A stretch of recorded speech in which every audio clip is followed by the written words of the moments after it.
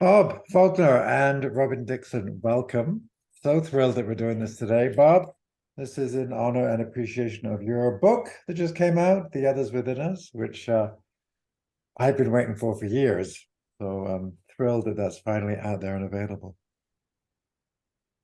I'll just name briefly, there's some synchronicities that led to this. Robin happened to take Dick Schwartz's ketamine-assisted psychotherapy program. Bob, your book happened to come out. Robin happened to identify an unattached burden and wondered what she should do with it. I wondered if you'd like to connect with her, and there you are wanting to bring this teaching more broadly to the world. So just love how all that matched together. I also want to offer a huge appreciation to Dick Schwartz. Bob and I, for years, have been talking to Dick about you have to teach this aspect of the model. If you don't, you're setting people up. What do they do when there's no part, when it says it's not a part? And Dick, in his preface to your book, Bob, says anyone who spends time exploring their own or their clients' inner worlds will eventually encounter what we are describing. And it feels good to no longer keep these data secret. So I fully get his part of a concern about the IFS model being discredited within Western academia. And there's enough momentum behind it now for that to be less of a worry. So a deep bow to Dick for his remarkable work.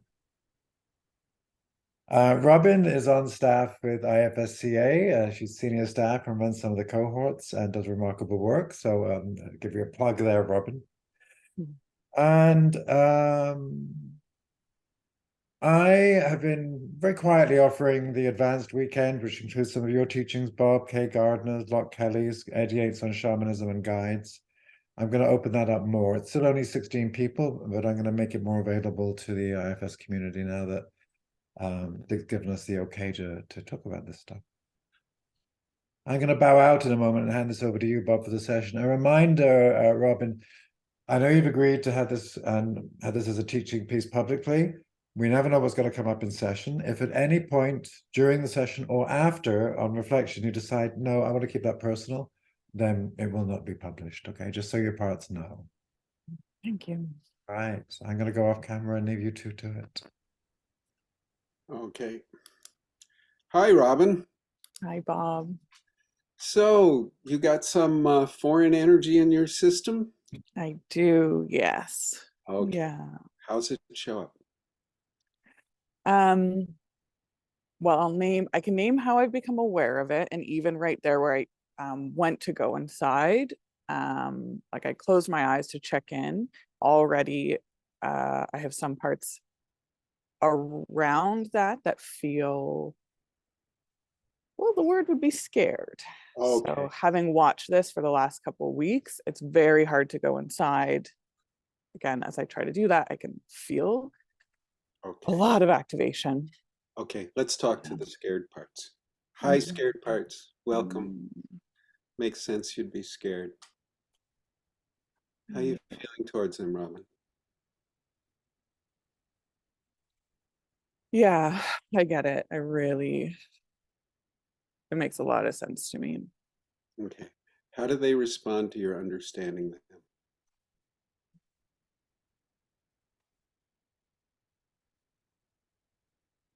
Yeah, there's a slight settling.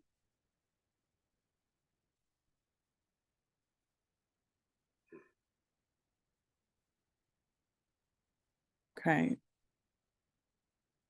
Yeah, they're close. So as they settled, I could turn towards this. Okay, let's stay with them a little bit more, Robin. I want to make sure they feel safe with you. Mhm. Maybe just ask them, would you like to come in here where I can hold you so you feel really secure with me? Or do you need anything else before we go forward?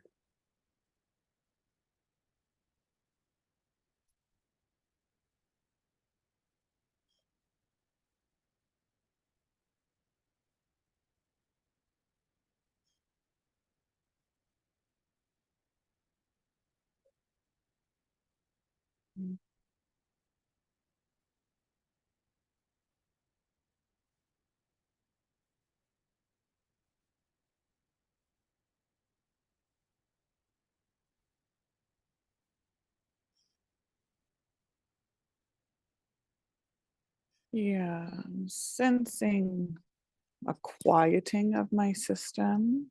Mhm. Everyone feels very quiet right now. And some IFS protocol manager part is like, is that everyone softening back, or is that a quieting part? Okay, great Yeah. question. Great question, manager, IFS part.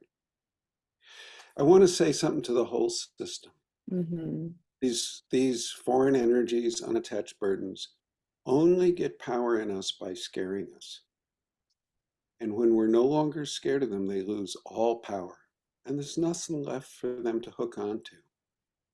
So that's why it's so important that we stay with these parts who are feeling fear.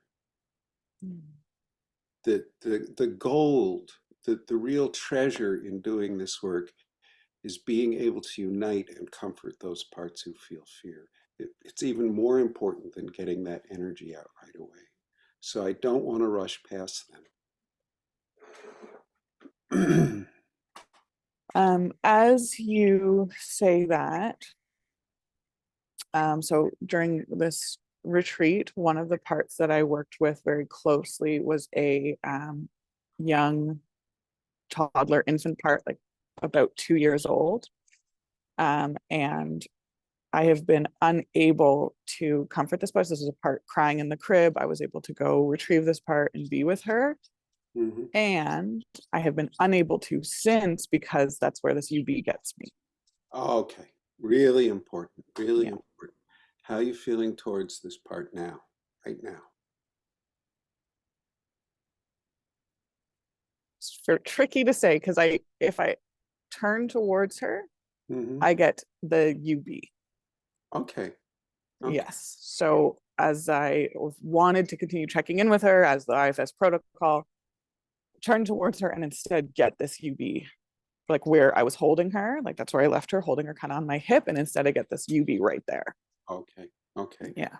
Let her know, pass the UB, we can help you. We can get this thing off you. It's okay, we're coming.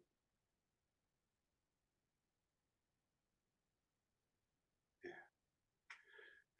Now let's do this and see how this goes. Flood the area around her with light and around the UB. And then let the UB, let the light sort of congeal around the UB to form a ball or perhaps an egg-shaped container. And then just pull the UB out from her and around, out from you to around in front of you to a good conversational distance so that we can talk to it. And let the UB know we don't want to judge you or punish you.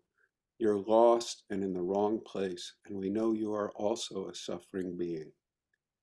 Let me know how all that goes for you.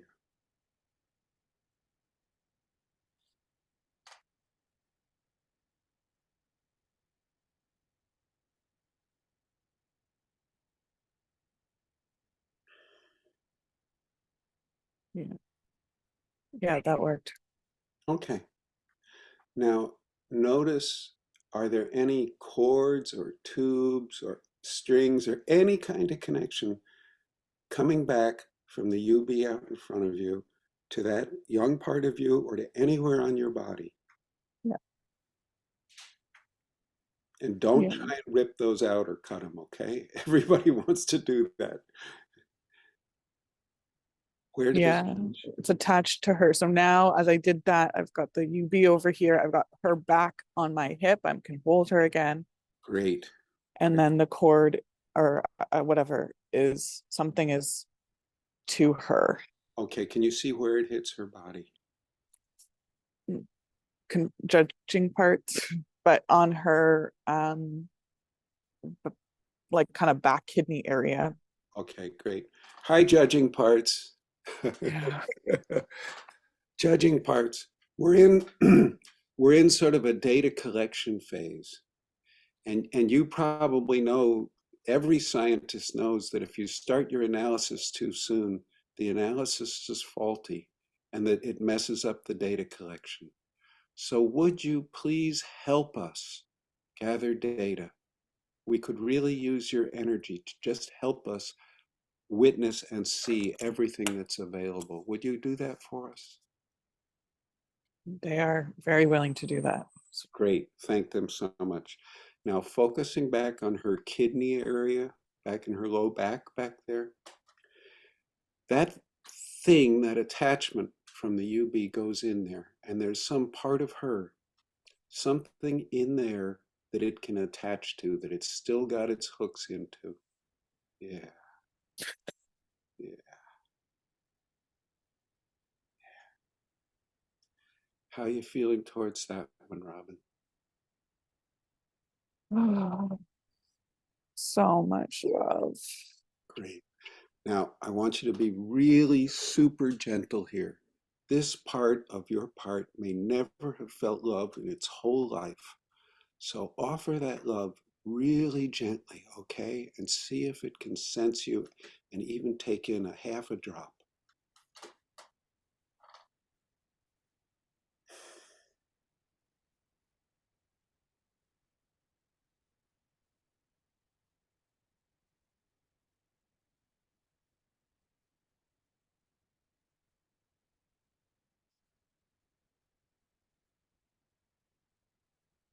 Well, it's very clear as I do that, I can hear the UB respond. Like it's separate over here, but it just becomes like very, yeah, it's a very interesting dynamic. So as I send that love over here, it like hisses back. It's very, Yeah, there's something there.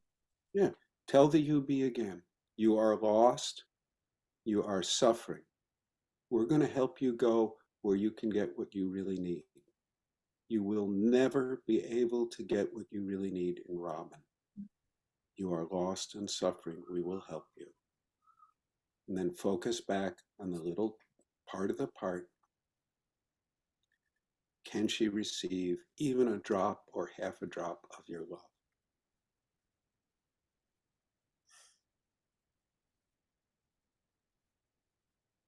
Yeah. Yeah. Ask her, how is that for you? Does it feel good?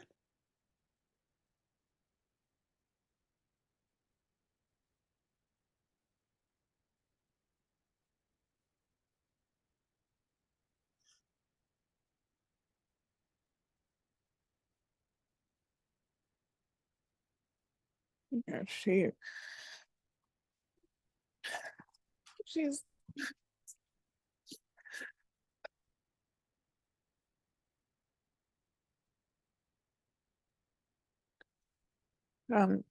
she says, I want my mommy.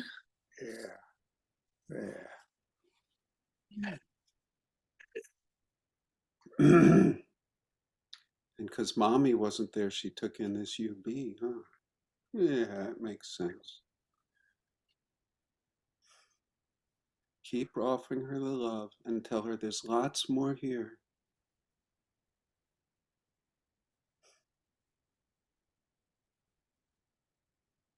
And tell her if you take in my love, it will make you feel stronger and stronger. And as you take it in, you can know that in your own body. You don't have to even trust us.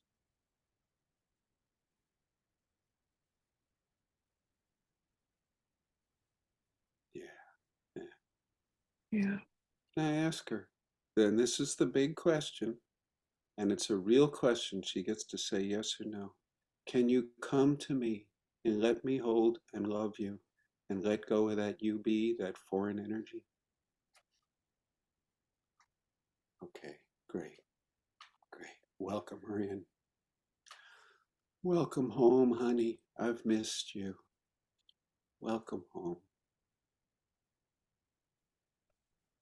I'm so glad I found you.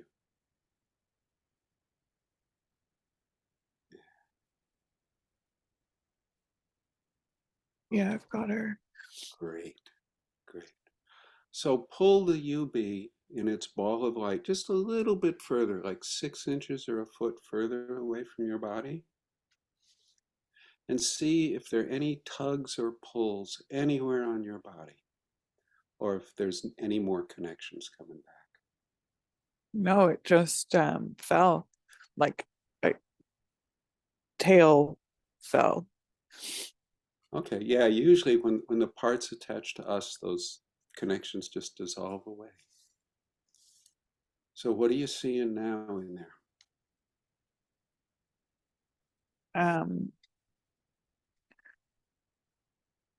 So I can see it.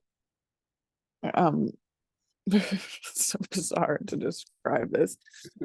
Sitting Hmm. hunched over, looking at me. Yeah. It doesn't have a lot of energy, which is, someone says, very surprising. Hmm. Yeah. Okay. Tell it this. We're going to help you go where you can transform. And first, I want to convince you that you have been lied to and misled and living in a world of delusion. One of the lies you've almost certainly been told or believe is that light will harm you and hurt you horribly. Take one finger or elbow or toe and touch the light around you, and then let us know how that really feels to you.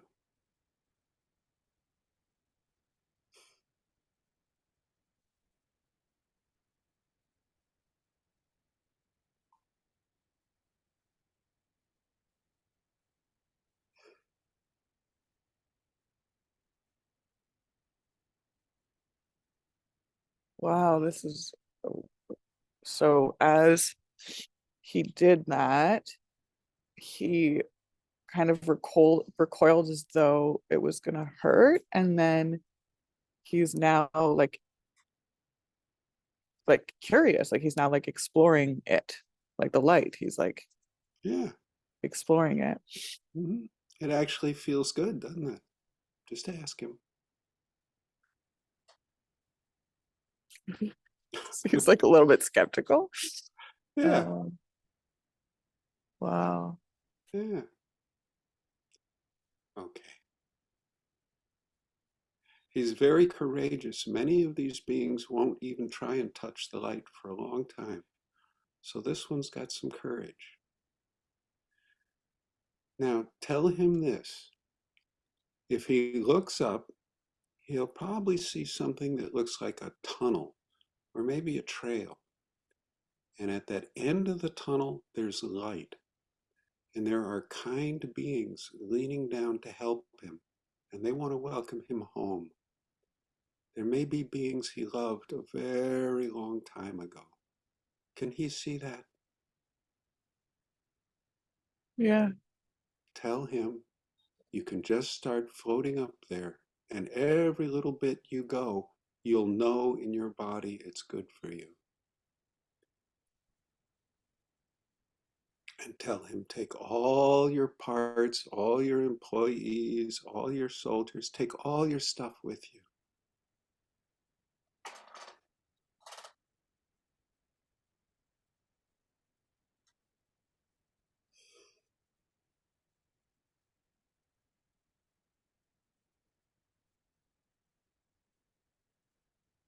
Is he going? It's like very beautiful. He's almost grateful. Yeah. Like, Yeah. A lot of times they apologize.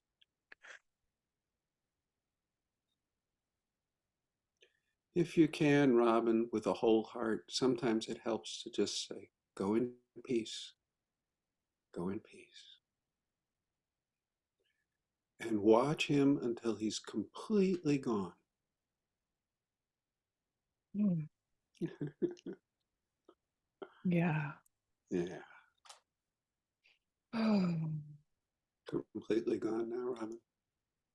yeah, he's gone. Great. Come back to the baby and the part of the baby you're holding now. Check with him. How you doing? I'm so glad you're back with me. Yeah, I have them both here. Mm-hmm. Baby and the part. Mm-hmm. How they doing? Both very peaceful.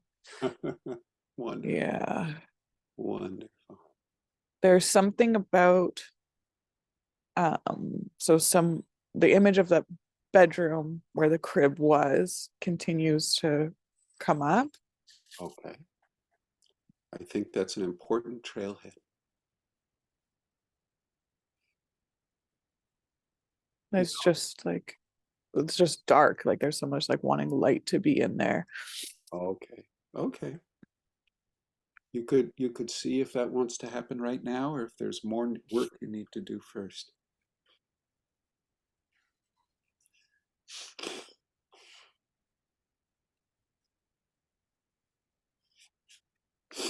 So interesting.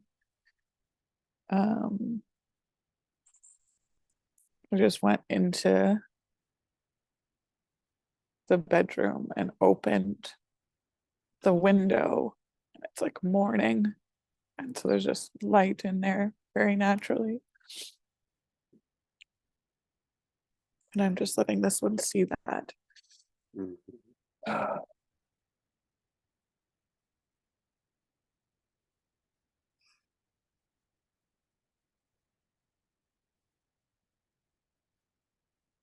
Yeah. Okay. Is there anything more that needs to happen there?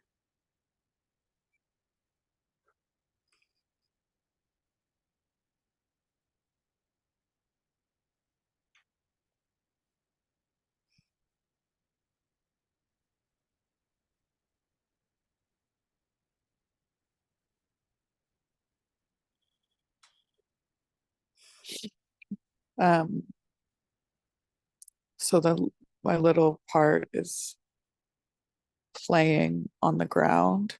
And Mm. this beautiful IFS protocol part is like, now hang on, are we gonna leave her there? Or are we going to retrieve her? Oh, thank that part. And ask the part playing on the ground, you want to leave now? You want to come away to someplace safe and comfy?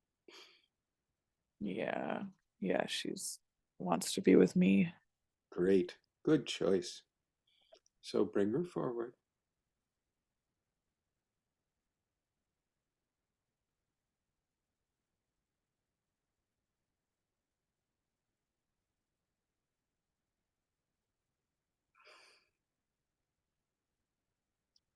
Oh, Yeah. yeah. Maybe let her know two things, Robin. I'll be taking care of you now. You never have to go back there.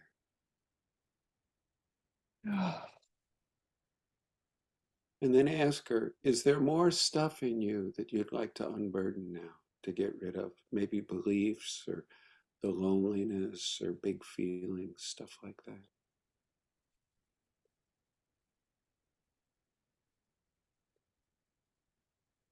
Yeah, and I don't know what it is, says this part. That's fine. We don't need to. So tell her it's best when we get rid of this stuff that we put it somewhere and don't just leave it sloshing around. So ask her, would you like to make a fire and burn it up? Or maybe have water wash it away, or the wind blow it, or bury it in the earth, or anything you want. See where she wants it to go.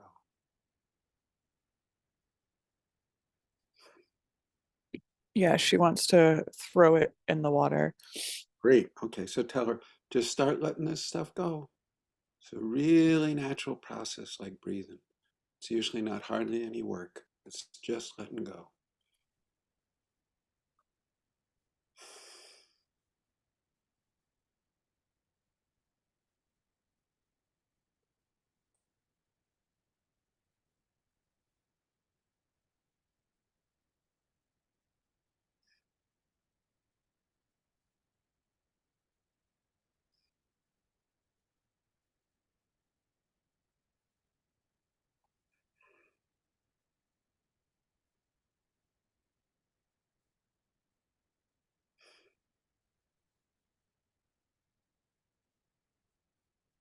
Oh, feels so nice. It feels like the first time I've had access to self energy in weeks.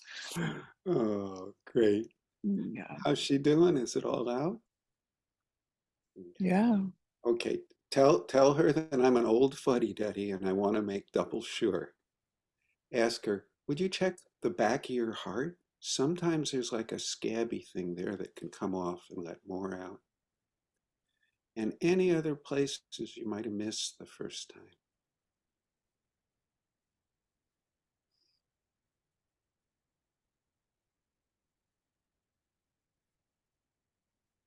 And when the rest of that flows out, she might want to check the soles of her feet. Sometimes stuff pours out down there like a faucet.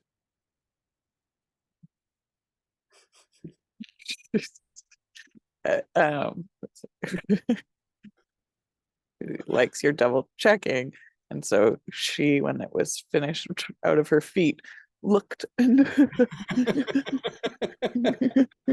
sticking out the bottom of her feet. Good. Yeah.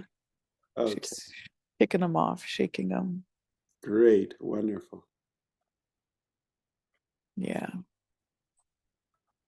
And your IFS part knows the next thing is to see if she wants to invite in some new qualities.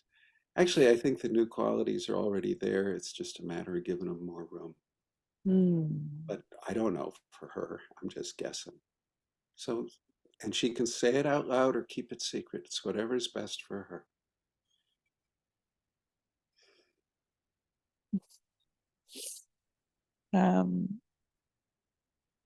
See if there's more.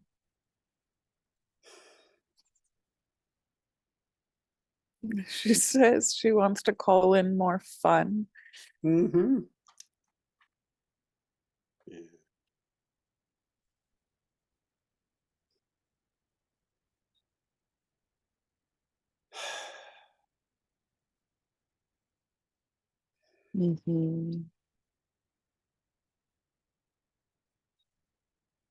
Yeah, she can feel that. Great. Wonderful. Wonderful. Is she still getting more stuff coming in? So tell her it's not greedy at all. The more you take in, the more you can give out. It'll help all your friends and loved ones. She loved hearing that. She's making the list. Great. Yeah. Yeah. Okay. She feel complete now, or does she want anything else?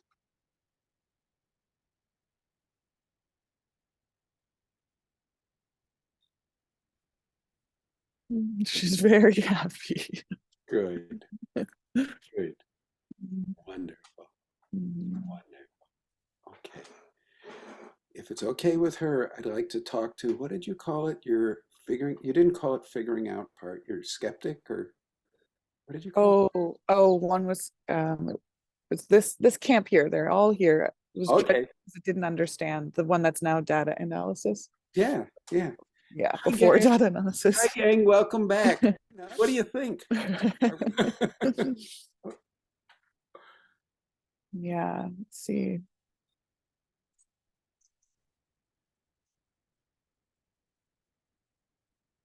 Yeah, so there's an energy of like, anyway, they're very sweet. There's an energy of like, but what was it? This is like we've got to know to heal kind of energy. Like, what was Uh-huh. the thing? Yeah. Yeah. Yeah. Well, I have something I'd like to say to that. Yeah. I've been studying this particular little thing for a long time, and I really don't know what they are. What I've had to focus on is how best to deal with them. And there's a pompous academic name for this, which helps some parts. It's called radical pragmatism. And it's the idea that what works is what's real. It's sort of a different definition of reality, really. I don't know if that helps them at all. It does help them. They are very practical parts. Great, It's very helpful. great. Okay. Do they want anything else? I got some other things I want to ask about.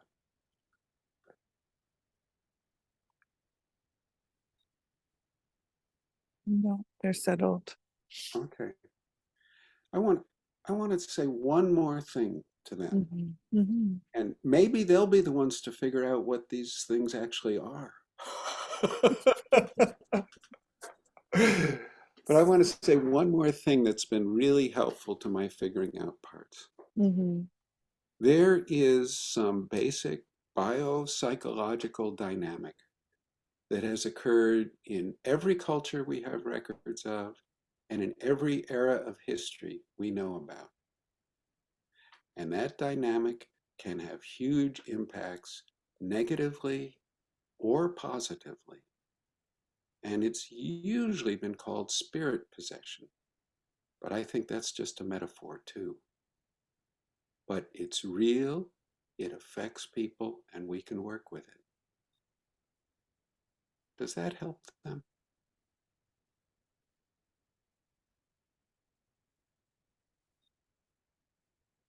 Yeah. Yeah, they seem quite settled. Again, very pragmatic parts. They've got their heads down. They're like, okay, we've got a how-to. We've got a how-to. Great, great. Thank them so much. And let them know that I am very well aware we couldn't have done anything in here today without their permission. I know that and respect that, and am grateful to them. Yeah. Yeah, they like hearing that. Okay.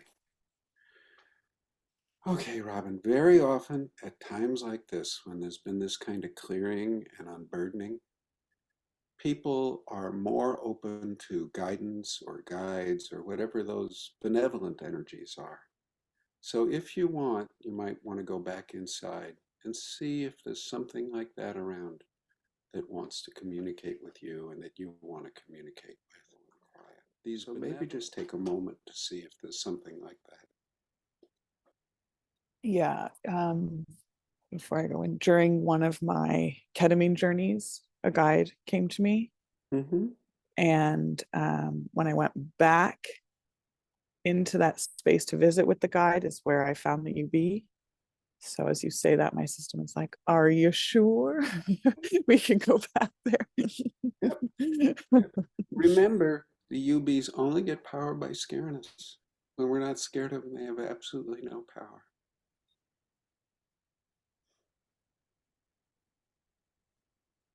Noticing a trying part, like trying to connect with the UB that, or the UB, the guide that I previously met. Okay. Let's hope we're not. Yeah. Ask the trying part. This isn't usually work. It's just about receiving. It's like Oh, going that's out under the nice. stars at night and opening your eyes and looking up. That's nice. Mm-hmm. And if you want to pursue this, open up all your sensory modalities, your imagery, your hearing, your body senses. We have many, many senses, a lot of which we're not even aware of. But you can just open them all up and see if there are these benevolent energies waiting for you. And it's see if today and now is a good time to meet them a little more.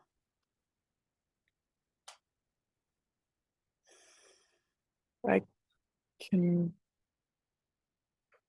not the same guy that I've met previously. I can sense someone else. Mm-hmm.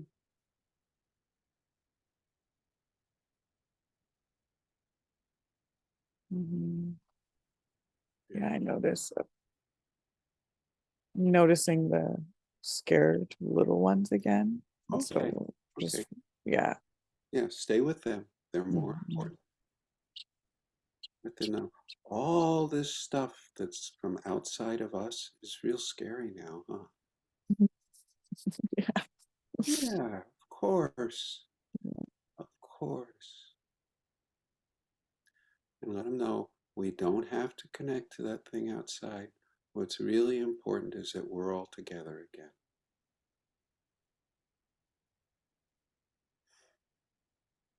Yes, I can sense this being, and then these parts are like, this is hilarious, like teaching plug, but like, how do I know this is a good, that's what they're saying, they're scared, how do we know it's good, what if it's That's a great bad? question. That's a really brilliant question. Tell them people have been trying to answer that question for at least 2,500 years. Got it. And Yeah. I've got some answers that usually help. If connecting with this being makes you feel frightened and small, it's not good. If connecting with this being makes you feel better than other people, like your nose goes up in the air and you think you're special, it's not good. Also, if it makes you feel worse than others. Another one that's a really good one because you can tell right away, when this being sees that you have parts that are scared of it, does it back off and give you more room respectfully, or does it attack your fear? If it attacks your fear, it's not good.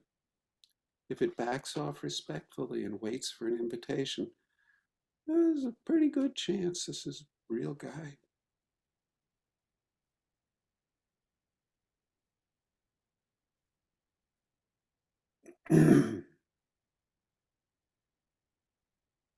Very helpful to have those measures.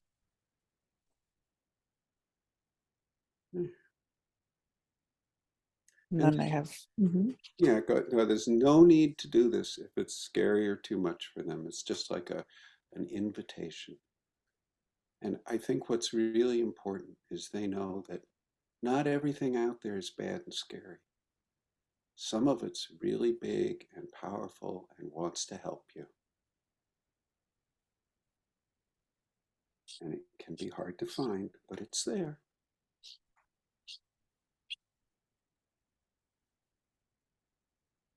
yeah, that's really helpful.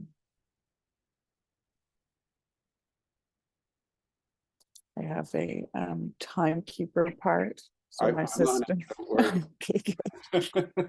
because they're, so as though I'm here, parts are close and here, and we're just in the presence of this energy, and they really want to explore those measures that you gave us.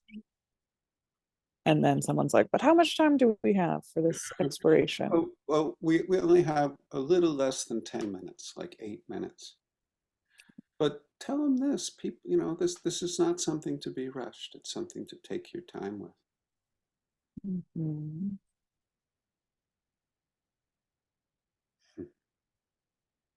So tell them maybe we should stop for today, but just check inside and ask one more question, okay? Is there anything else that should happen for this to be as complete and healing as possible for today?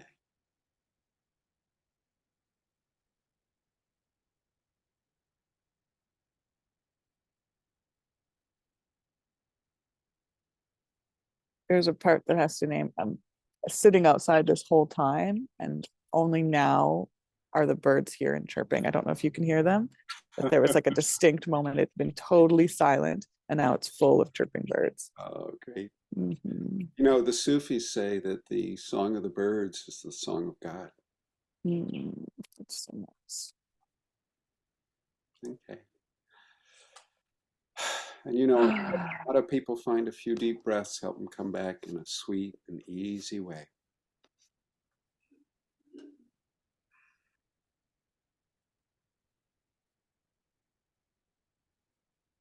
Yeah, the bird song is definitely helping.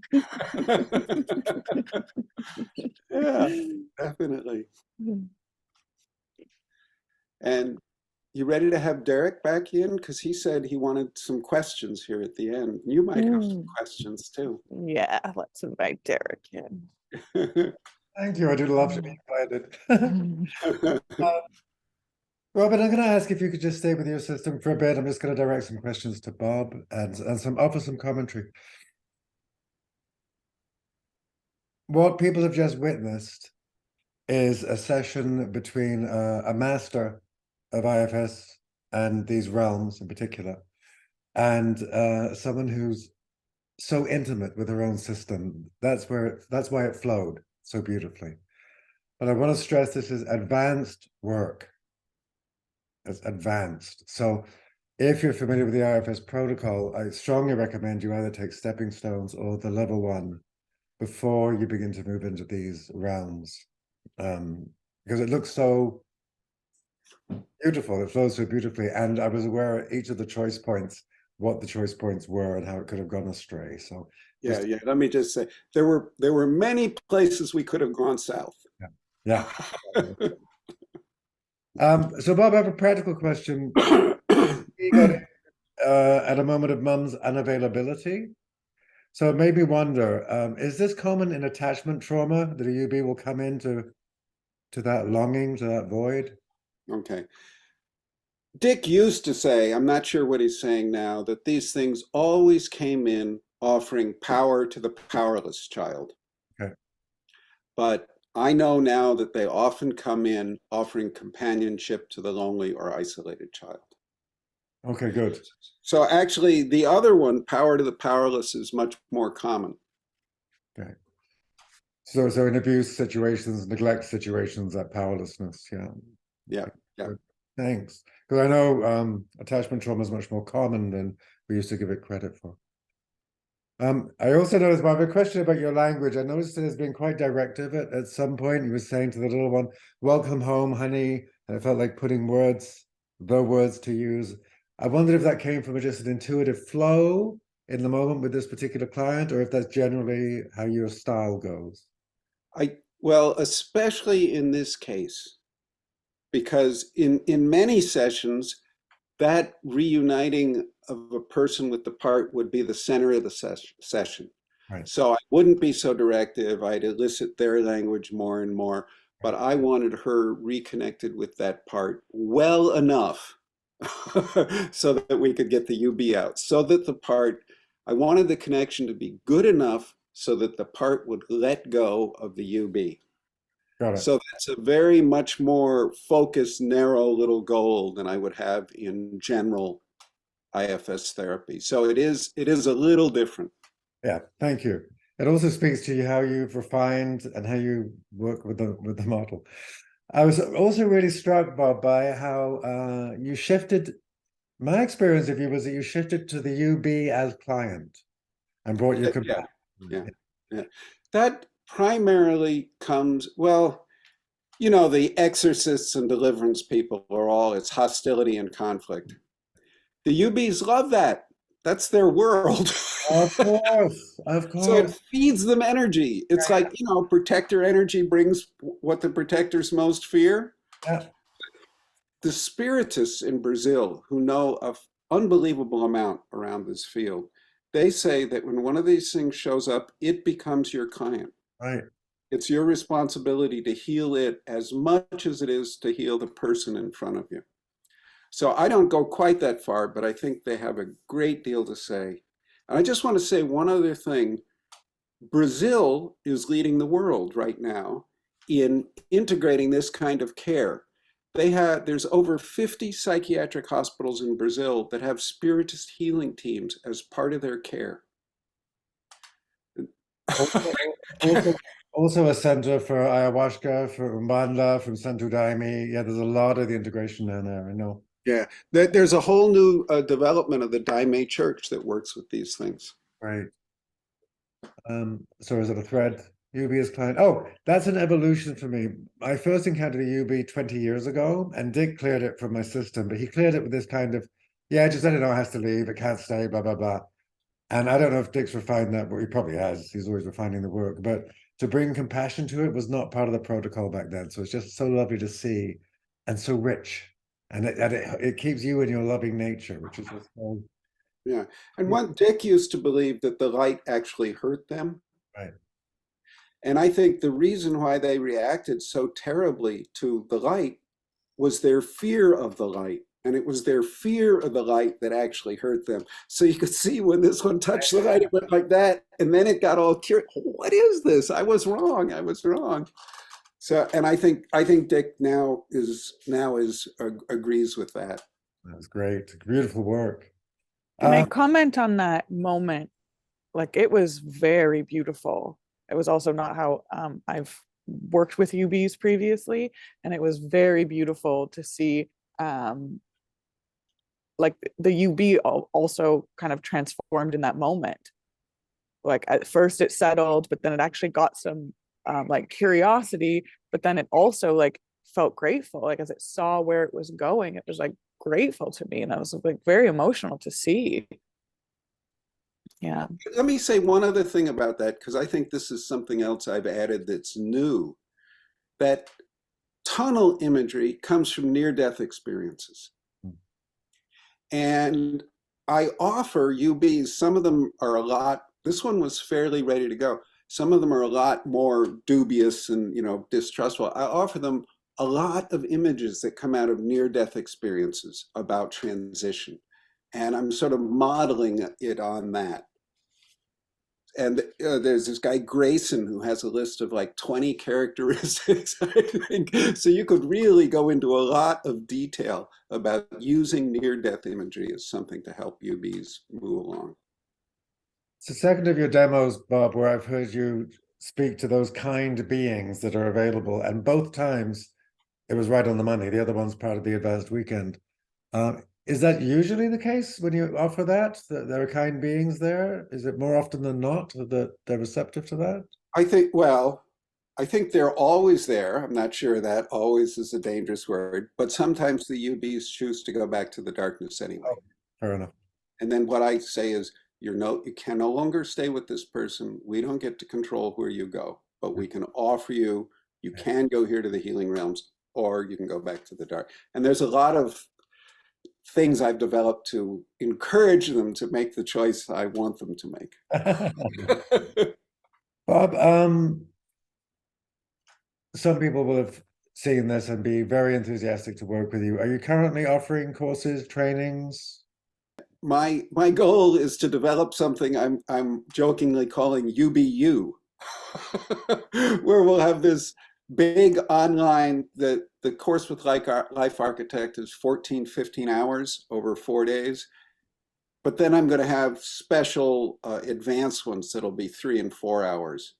Okay. And I'm going to do a 3-hour one with you, I think, later. Yeah. And, so I want to develop a whole online thing that people could go to and get at least a basis in this kind of work. Might I suggest, Bob, because you just hit 75, you might want to start training some trainers. Just saying, I have been doing supervision groups, but people don't want to step up and say, gee, you get a lot of flack if you get involved with this stuff. A lot. Yeah. Oh, that nut job. We don't want him around. Bob's been living in California too long. There's one thing I want to say, and I do have to go, unfortunately. Yeah. I think in general, working with this stuff has made me completely change my understanding of mind. Yeah. And it's as radical a transformation as multiplicity. Our minds are porous. Every living system is surrounded by a semi-permeable membrane. Stuff comes in, stuff goes out. If we're afraid of everything coming in, we have a problem. And in the West, we are. We have this like citadel model of mind, like our mind is this fortress and everything inside it's private and ours. That's wrong and it's dangerous. It looks strong, but it actually makes us very brittle and very fragile. And I think it's one of the reasons we get such horrible results when people have psychotic episodes. Thank you. So that's the biggest implication of this work, I think. And thank you for the work you do. So glad you're doing this. So glad you wrote your book and you're bringing this forward into the world. So blessings to you. Okay. Thank you for this opportunity. Great meeting you, Robin. Thank you. Bye-bye. Robin, I'm gonna you've been sitting a little bit post that work. So how's your system doing now? Just wanted to check in before we leave. Yeah, it feels oh, so nice to be able to go inside. Really, it was just to be able to turn inwards towards my part was just such a relief. Yeah. Good. I can hear the Mhm. birds. Lovely. Yeah. So gonna close this up for the recording, and then you and I can kibbutz. How's that sound? Beautiful. All right, I'm gonna close the recording.